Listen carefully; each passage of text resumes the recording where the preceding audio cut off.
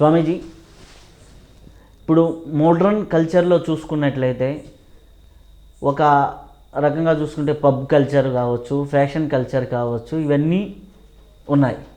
కానీ ఆధ్యాత్మికంగా చూసుకున్నట్లయితే అధోరేతస్ కంటే ఊర్ధ్వరేతస్సు గొప్పది అంటారు. ఈ పబ్బు కల్చర్ అంతా అధోరేతస్సులో జరుగుతూ ఉంటుంది. ఊర్ధ్వరేతస్సులో జరిగేది ఆధ్యాత్మిక ప్రదర్శన. ఇప్పుడున్నటువంటి యువత సమాజంలో ఏదైతే ప్రయోజనపడుతున్నారో, ఈ ముఖ్యంగా చూసుకుంటే 2000 సంవత్సరం తర్వాత ఇది ఎక్కువైపోయింది. దీనికి మూల కారణం ఏంటి? దీన్ని మార్చాలంటే ఏం చేయాలి? ఈ ఊర్ధ్వరేతస్సు అధోరేతస్సు అనే దానికి ముందు నిర్వచనం తెలియాలి. తెలిసిన తర్వాత ఏం చేయాలనేది తర్వాత ఆలోచిద్దాం. రేతస్సు అంటే అర్థం ఏంటంటే శుక్లం. ఈ శుక్లం అనేది కేవలం ఏంటంటే పురుషుల్లోనే అని మనం అనుకుంటాం. స్త్రీలలో కూడా ఉంటుంది. స్త్రీల్లో ఉంటుంది. అంటే స్త్రీల్లో పురుష బీజము స్త్రీ బీజం ఉంటుంది, పురుషుల్లో కూడా పురుష బీజం స్త్రీ బీజం ఉంటుంది. లోకానికి కూడా తెలియాల్సిన అవసరం ఉంది. ఇప్పుడు మామూలుగా ఈ పురుషుల్లో ఉండే పురుష బీజము, స్త్రీలో ఉండే స్త్రీ బీజము బాహ్యంగా స్త్రీ పురుష సంపర్కం వల్ల కలుస్తున్నాయి, సంతానం కలుగుతుంది. ఇది అధోరేతస్సు, క్రిందకి రేతస్సు, పురుషుల్లో ఉండే ఆ శుక్లం అనేది ఇది అవుతుంది. ఊర్ధ్వరేతస్సు అంటే ఏంటంటే పైకి వెళ్ళాలి. పైకి వెళ్ళాలి అనుకుంటే ఏంటంటే ఏదైనా క్రియ జరగాలంటే వాయువు వలనే జరుగుతుంది. ఏ క్రియ జరగాలన్నా వాయువు వలనే జరుగుతుంది. వాయు సంచారమే కదా శరీరంలో. సో పంచభూతాల్లో క్రియాత్మకమైనది ఒక వాయువే. ఆకాశం కదలదు, వాయువు కదులుతుంది. మరి జలము కదలదు, జలం కదులుతున్నట్టు ఉంటుంది, కానీ అందులో వాయువు ఉంటేనే జలం కదులుతుంది. మీరు అక్కడ ఉంచితే అలా ఉంటుంది, అందులో వాయువు కలిస్తేనే జలం కదులుతుంది. అగ్ని కదలదు, అగ్ని కదులుతుంది అనుకుంటాం, అది కూడా అందులో వాయువు ప్రవేశిస్తేనే అగ్ని కదులుతుంది. అలాగే భూమి కదలదు, అందులో కూడా వాయువు ప్రవేశిస్తేనే భూమి తిరుగుతుంటుంది. సో అన్నిటికీ ఏంటంటే ప్రధానమైనదే భూతం ఏమిటంటే వాయువు. ఆ వాయువు అనేది ఏంటంటే పైనుంచి క్రిందకి గమనం చేస్తుంది. మనలో పైనుంచి క్రిందకి గమనం చేస్తుండే సృష్టి జరుగుతోంది. ఈ భూమి ఆకర్షణ శక్తి అనేది మనం అనుకుంటున్నాం. భూమి ఆకర్షణ శక్తి అంటే అర్థం ఏంటి? భూమి ఏర్పడిన తర్వాత కదా భూమి ఆకర్షణ శక్తి. అసలు భూమి ఎలా ఏర్పడింది?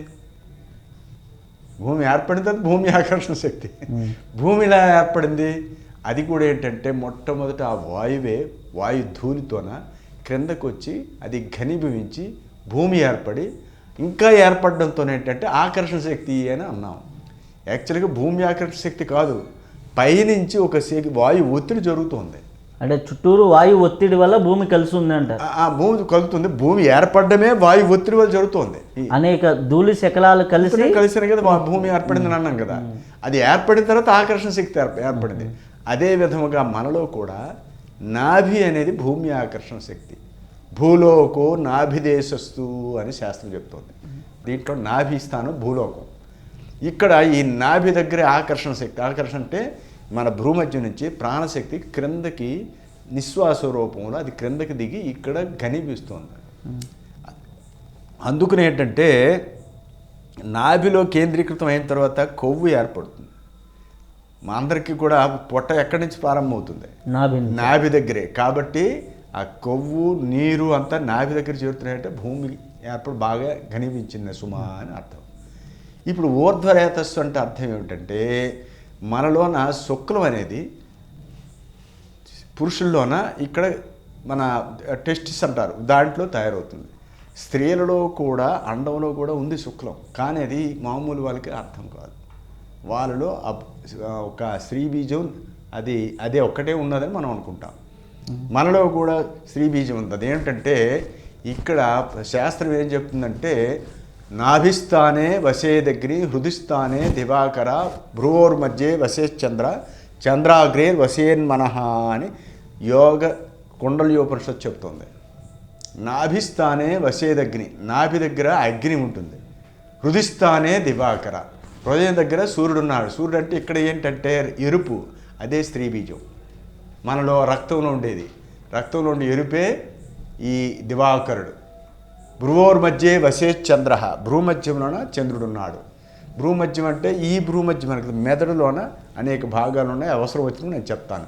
ప్రస్తుతానికి అది భ్రూమధ్యం. ఇక్కడ చంద్రాగ్రే వసేన్ మనసు అక్కడ ఉంది సుమానం. ఇప్పుడు సూర్య చంద్రుల ఐక్యం జరగాలి.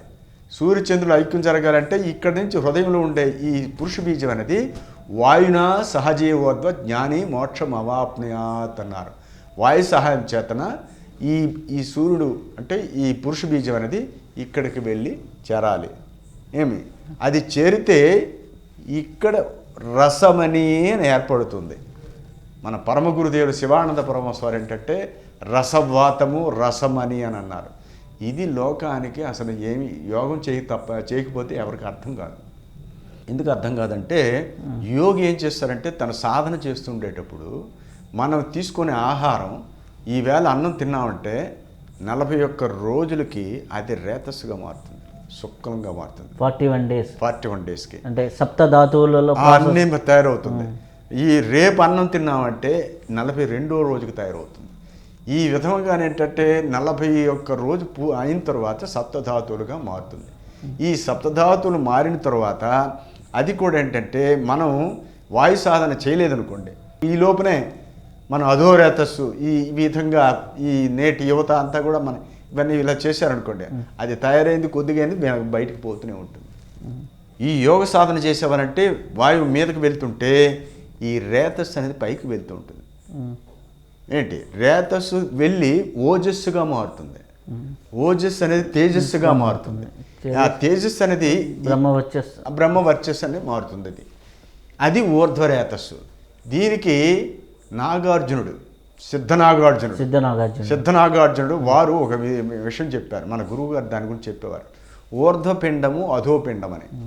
ఊర్ధ్వపిండము అంటే పిండం అంటే 2 బీజాలు కలయిక, అధోపిండం అన్న కూడా బీజాలు కలయిక.